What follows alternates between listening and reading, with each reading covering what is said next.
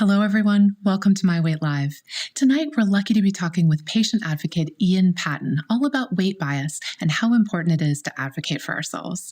It's going to be a great show. Before we get started, though, tell me where you're watching from tonight and what's on your mind. I'm so glad you've tuned in. Ian, thank you so much for joining us tonight. We're so excited to get to speak with you. Thanks for having me. I'm honored to be here with you. So I'd like to start right off the bat by having you talk about what weight bias is and to explain how it might be affecting the medical care that people living with obesity and excess weight receive. The easiest way to think about it is negative attitudes towards obesity or people living with obesity. We see it in our healthcare system. So when we go and see doctors or other health professionals, it's something that definitely impacts how we are treated because it sets up preconceived kind of attitudes or beliefs about us before we even walk in the door. So people are making judgments about us that we're lazy or we're not working hard enough or we're not smart. Those sorts of beliefs about people that are living in a larger body. What are some of the consequences of weight bias in our medical system? It has a couple different layers to it. So first and foremost, when we walk into the doctor's office and we experience that bias, it creates kind of that negative experience where, we don't trust the health system or the health professional. We don't want to be there, so we're not as open and honest. We kind of want to rush through the appointment and those sorts of things. It creates that kind of distrust between the patient and the caregiver. But even farther beyond that, it creates a situation where we just don't want to seek out healthcare at all. So when we need it, we're not going to the doctor. We're letting things drag on longer and longer and getting worse and worse before we actually get the help that we need. And it's all because of those bad experiences. We're almost conditioned to not want to access healthcare because of those negative experiences and shame and blame that we've gotten from our health providers. And for good reason. I mean, unfortunately, we hear so much about, prevention, catch problems when they're small. But when people have had bad experiences in the healthcare system, I don't blame them for not wanting to seek out medical attention when something is small, when there is a chance that shame or blame could be what they experience. All right, I have lots more questions for you, but first let's do tonight's trivia question. Folks, if you answer tonight's question, you will get our free guide to superfoods. It has delicious recipes for foods that are super healthy that we all should be eating more of. Definitely something you want to download and check out, and you will get it for free if you answer tonight's question, which is actually in honor of Ian, who is a certified exercise physiologist. That question is, true or false, strength training can increase bone density? Is that true or false? Can strength training increase our bone density? Leave an answer for us in the comments, and just for answering, regardless of whether your answer is right or not, you will receive our awesome Superfoods guide delivered to your Facebook Messenger inbox. And we hear from a lot of people in our Facebook group and on our Facebook page that say, but my doctor is right that I should just eat less or move more. Or if I just had more willpower, I could lose weight. And I think there can be a tendency to blame ourselves for our weight, despite all the scientific evidence. So what would you say to someone who feels like their weight is their fault?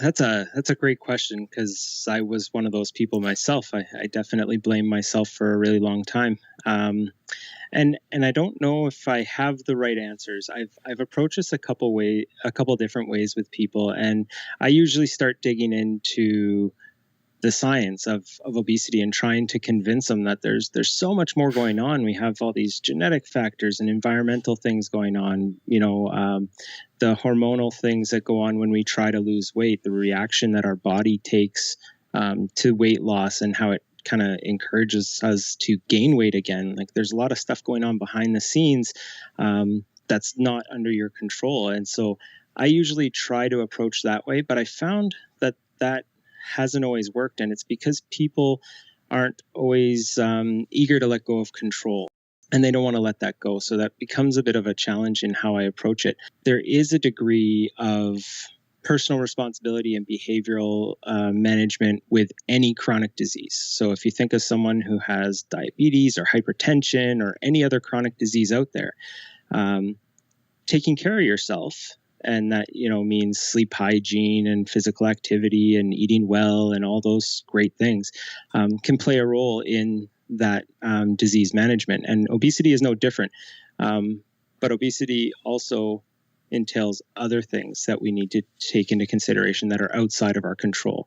So I've kind of shifted to talking about a quote that I've seen before, and I think it makes sense in this context. And it's the grant me the serenity to accept the things I cannot change, the courage to change the things that I can, and the wisdom to know the difference. And I think that really lines up well with what we're talking about here. Is, there's certain things with obesity that we can control, and that we can have an impact on as people living with obesity, and we can make changes and kind of work towards that. But we also have to recognize that there are other things that are going on there, and that's important as well.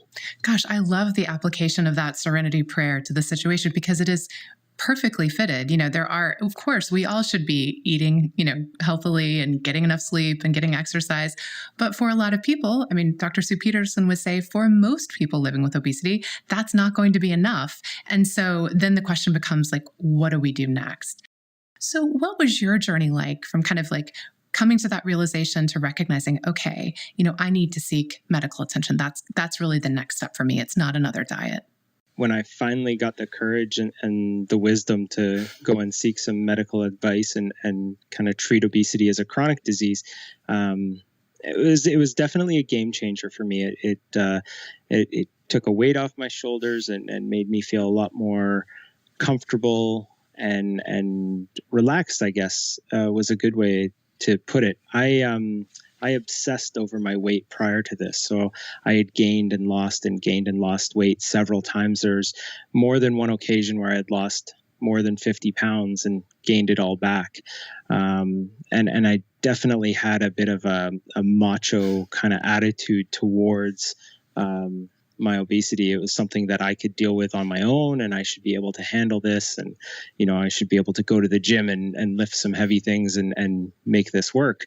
But it just wasn't the case. And I kind of got to that point in my life where I realized I wasn't going to be able to be around for the people that I needed to be around for. And finally recognizing that I needed to do something different. And doing something different was going and getting some help and kind of opening myself up to that help was a big part of it.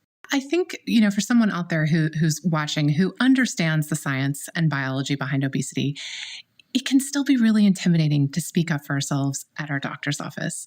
So what do you recommend people do? Let's say that someone out there watching is saying, I've just like Ian, I've gained and lost and gained and lost. I know this isn't working. I want to seek medical attention.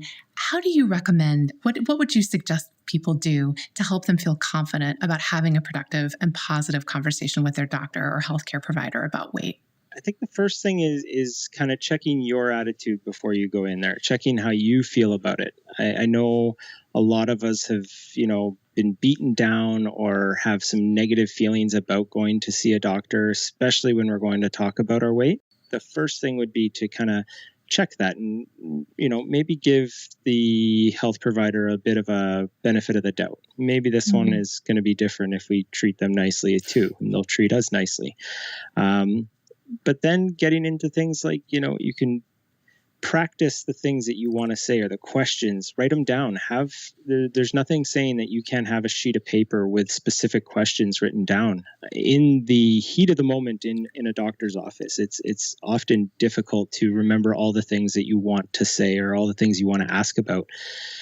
So write them down. Have that list of ideas, or if you need support, you're also allowed to bring someone with you.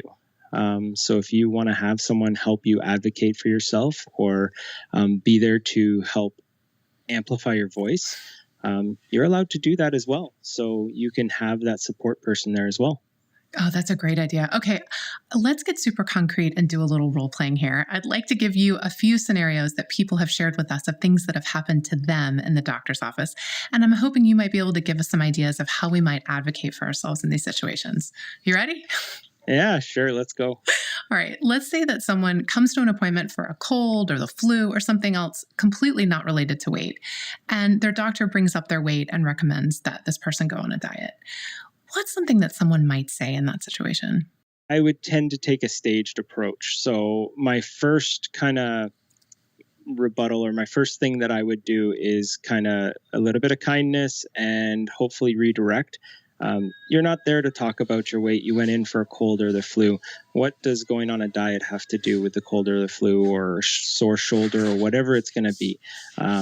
So that's an inappropriate use of that time. It's not something that the doctor should be doing. Yes, obesity is a serious thing that you should, hopefully seek some medical attention for, or, talk to your doctor about. But there's a time and a place for it, and that wasn't it. And I think there's other parts to it too. I think we need to recognize that doctors themselves, in general, aren't actually trained in obesity management unless they seek out a specialty. So it's not something that they typically know a whole lot about. And they tend to, in general, treat it with their own assumptions or their own biases and their beliefs, which are kind of based in societal views of, eat less, move more. They just don't always know. And I think we have to give them the space to figure that out and kind of maybe be partners in that. So that's why I don't always jump straight to the, hit them with the hammer and tell them that they're wrong. I hope that if I can point out that they've done something inappropriate, that they join me on a journey of learning. Oh, what a great way to look at that. That's an opportunity then for kind of partnership, education for the doctor, helping them understand obesity in a little more nuanced way. All right, so here's another common one. I tell my doctor that I'm struggling with weight loss, and they tell me I should just eat more whole foods and less sugar. I tell them that I'm already eating a low-calorie, healthy diet 90% of the time.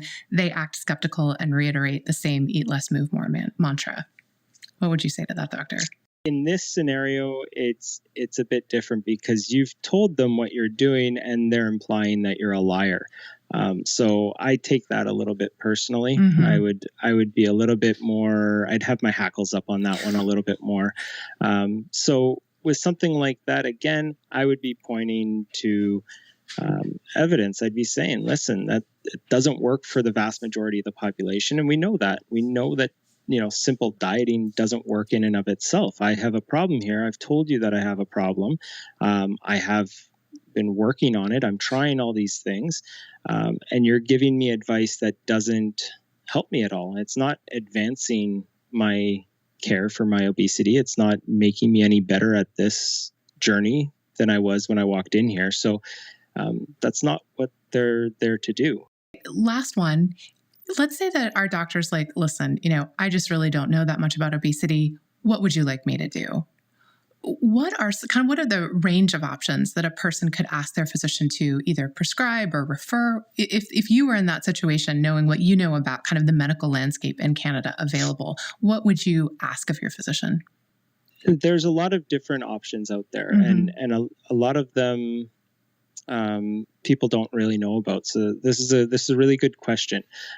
We have new clinical practice guidelines that kind of outline all of these various treatment options and how they can work together to manage obesity. So the basic things are, we have the behavioral things that we all know about, the eating well and the dieting, making sure your nutrition is on point, exercise and movement, sleep hygiene and stress management, those sorts of things. And those kind of create the foundation for the management, right? They're the base kind of layer there. But then you get into the actual obesity treatments and the options that are available. And there's medical nutrition therapy. So there's, being supervised by a team that has, dietitians and doctors that are trained in this, and they can, come up with, specific diet plans or meal replacements or things like that. So there's clinics that specialize in stuff like that.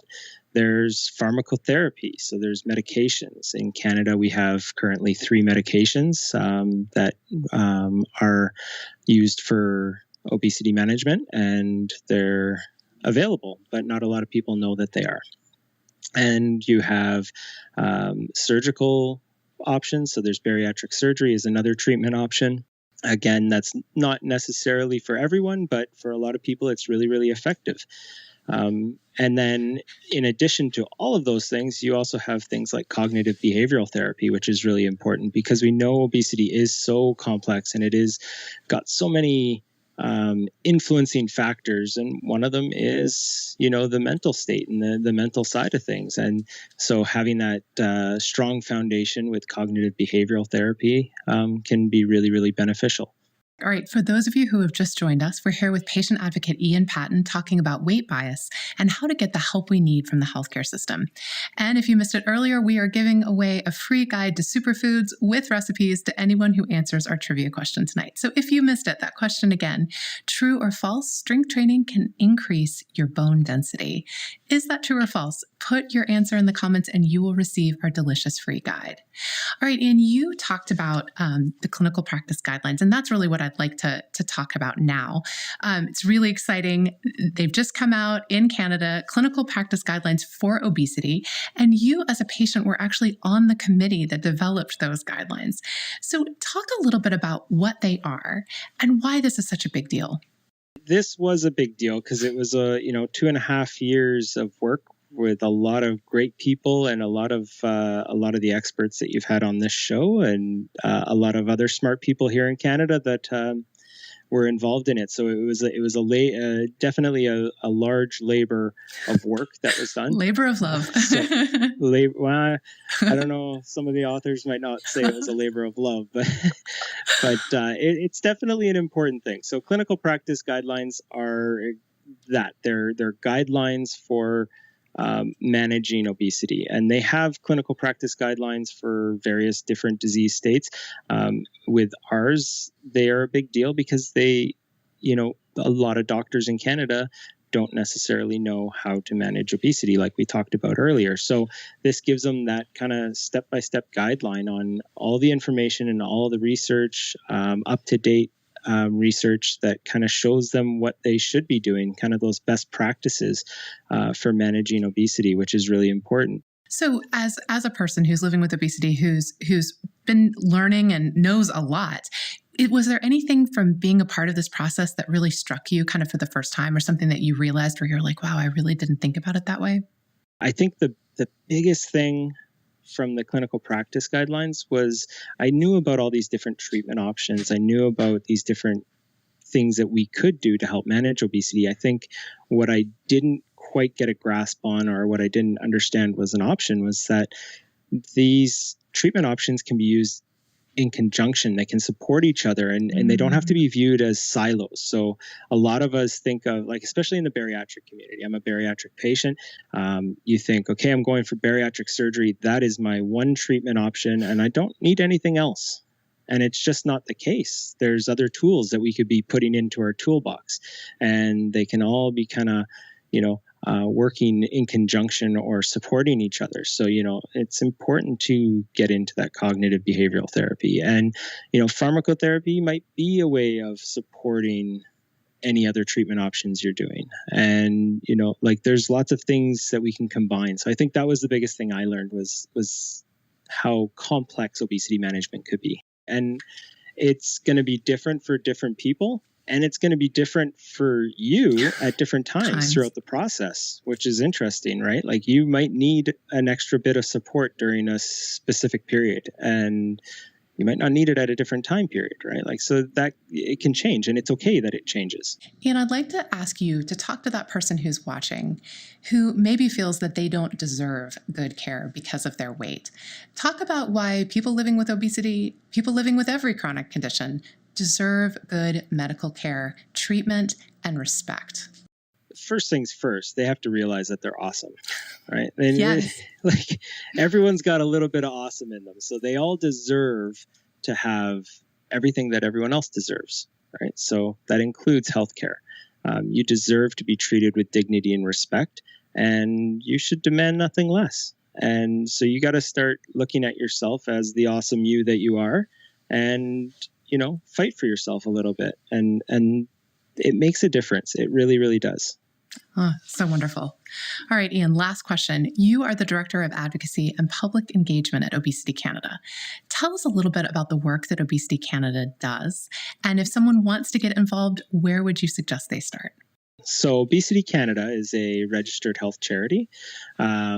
And we focus in on 3 different areas. So it's research, education, and advocacy is kind of our 3 pillars of what we're involved in.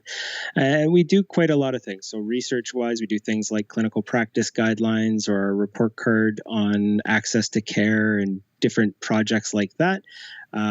Education could be anything from educating health professionals on obesity management to educating the public or policymakers and various things like that. And then the advocacy angle is now kind of like teaching people to speak up for themselves. What you're doing tonight. accessing some care, or it could be, something a little bit on a larger scale, like going to Parliament Hill and talking to MPs and policymakers about obesity and helping shape that narrative as well, which is really interesting. For anyone that wants to get involved in that world, give me send me an email, get in touch with me, because we always have stuff for you people to do. We also have an online community for people living with obesity that we've created now. So it's called OC Connect. It's for peer-to-peer support, education, so learning with each other about the topic of obesity and things like that, and advocacy, and then empowerment. We will link to not only the Obesity Canada website, but also that community as well. So folks, and if you're interested in reaching out to Ian, send us a message and we will message you with Ian's email address so you can get in touch. Hopefully you'll get lots of emails, Absolutely. Ian. Perfect. More the better. So this has been invaluable learning tonight, Ian. Thank you so much for joining us. I really, really appreciate you sharing your perspective on these issues. Yeah, thanks for having me. It was fun being here. And thank you also for all the work that you are doing and that Obesity Canada is doing. We have a long way to go on changing weight bias, and I'm so glad that you all are on the job. Thank you very much. And before I say goodbye to you at home, I want to make sure that I give you the answer to tonight's trivia question. True or false, strength training can increase bone density? The answer is true. If you haven't answered that trivia question yet, leave a comment for us and tell us what you thought of tonight's show, and you'll get that food journal. Thank you so much for tuning in tonight. I hope the conversation was helpful to you, and be sure to join us next time, Tuesday, October 6th at 8:30 p.m. Eastern Time.